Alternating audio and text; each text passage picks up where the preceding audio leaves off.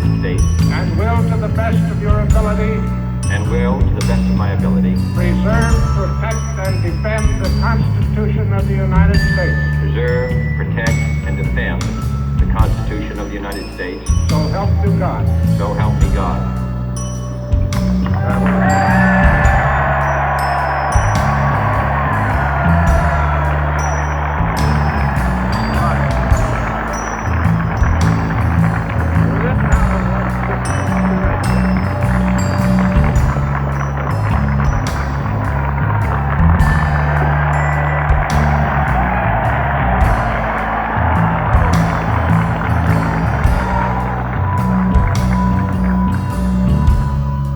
Vice President Johnson, Mr. Speaker, Mr. Chief Justice, President Eisenhower, Vice President Nixon, President Truman, Reverend clergy, fellow citizens. We observe today not a victory of party, but a celebration of freedom, symbolizing an end as well as a beginning, signifying renewal as well as change. For I have sworn before you and Almighty God the same solemn oath our forebears prescribed nearly a century and 3/4 ago.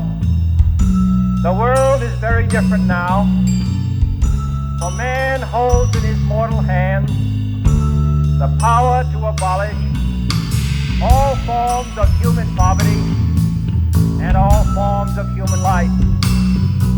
And yet the same revolutionary beliefs for which our forebears fought are still at issue around the globe. The belief that the rights of man come not from the generosity of the state, but from the hand of God. We dare not forget today that we are the heirs of that first revolution. Let the word go forth from this time and place to friend and foe alike that the torch has been passed to a new generation of Americans born in this century, tempered by war, disciplined by a hard and bitter peace, proud of our ancient heritage, and unwilling to witness or permit the slow undoing of those human rights to which this nation has always been committed and to which we are committed today at home and around the world.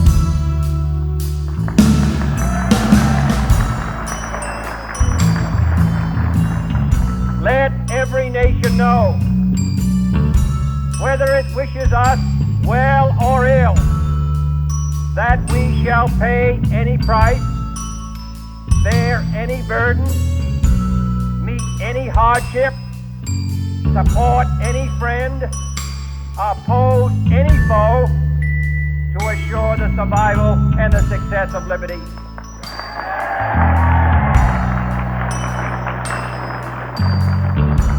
This much we pledge and more.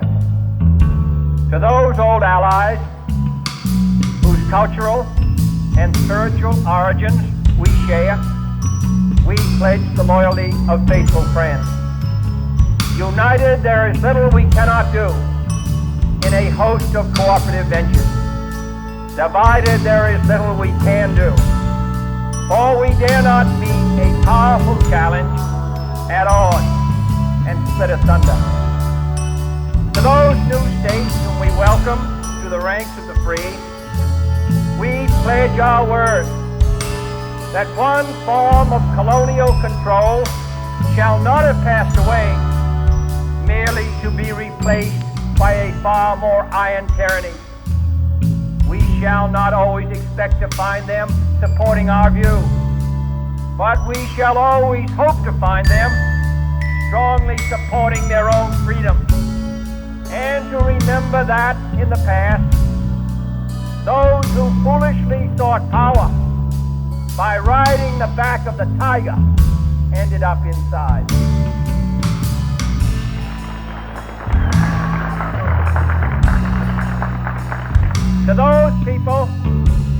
the huts and villages of half the globe, struggling to break the bonds of mass misery, we pledge our best efforts to help them help themselves for whatever period is required, not because the communists may be doing it, not because we seek their votes, but because it is right. If a free society cannot help the many who are poor, it cannot save the few who are rich.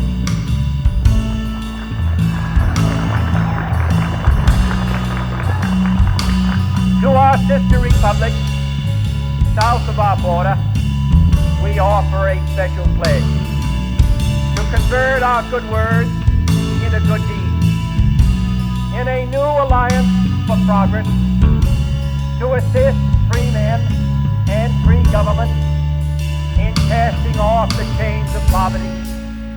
But this peaceful revolution of hope cannot become the prey of hostile powers.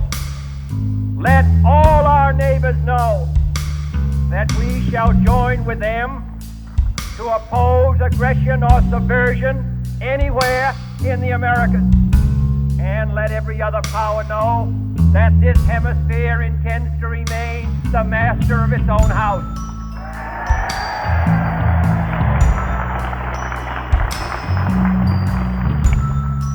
To that World Assembly of Sovereign States, the United Nations, our last best hope, in an age where the instruments of war have far outpaced the instruments of peace,